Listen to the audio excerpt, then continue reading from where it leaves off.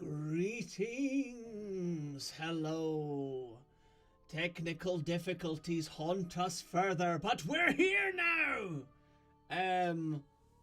Yes! Sorry about last week. The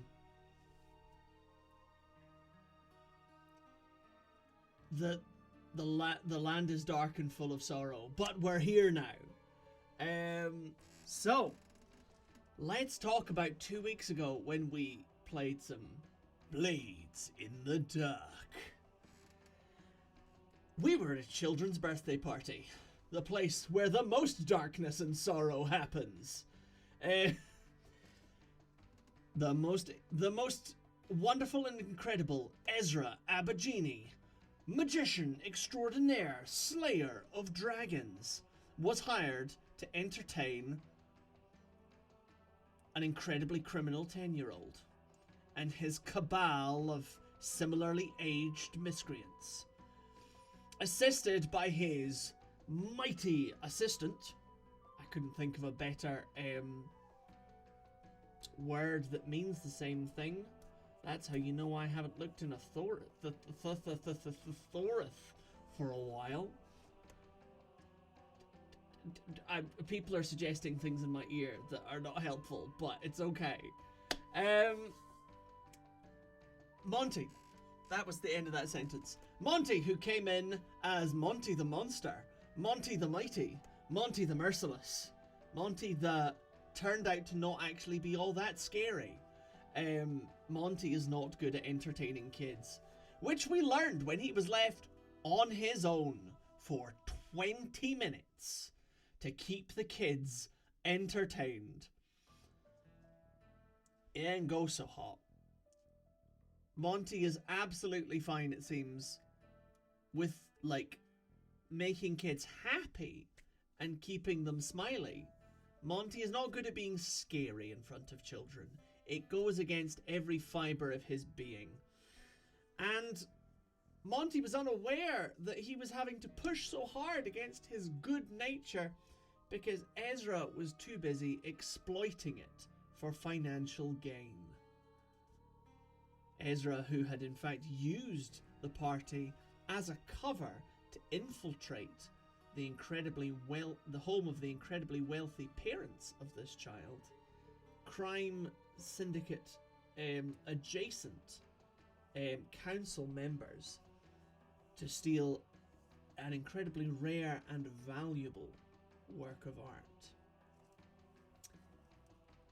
Now, Esra, of course, thought he was being incredibly clever, giving Monty the slip and sneaking in unnoticed.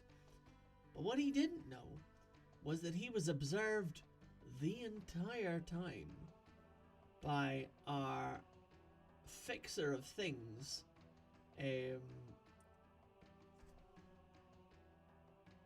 Artianus. I do remember words. Artie's pet, I could say ghost seahawk, specifically drowned falcon is actually what it is, a drowned falcon, kept its beady eyes on Esra throughout, and so Esra really was... Esra really thinks that he managed to do everything incredibly subtly and nobody knows, and that did not happen.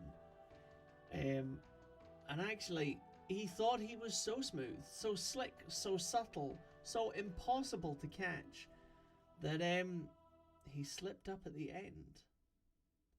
And Monty saw the painting too. So we find ourselves post-heist in a little debriefing area. Esra, with his cases and cases of kit and caboodle? Caboodle's not the phrase here. I couldn't think of a word for stuff what has been stolen that begins with a K sound, which I apologise. The illiterates out there will know that I am very sad. Monty, having helped Esra obviously drag everything to this safe location. Artie, having remained at the party as an honoured guest, oozing and schmoozing with various newfangled friends.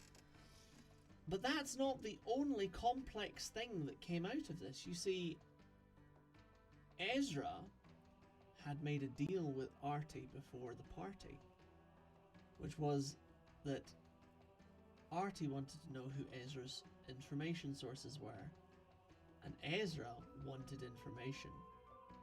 Artie's made some friends in the direction of that information, but that information specifically, which was about the movement of goods in the Western Docks, something which absolutely should not be happening, given the city is currently shut down with plague. Well, we'll have to see where that leads, won't we?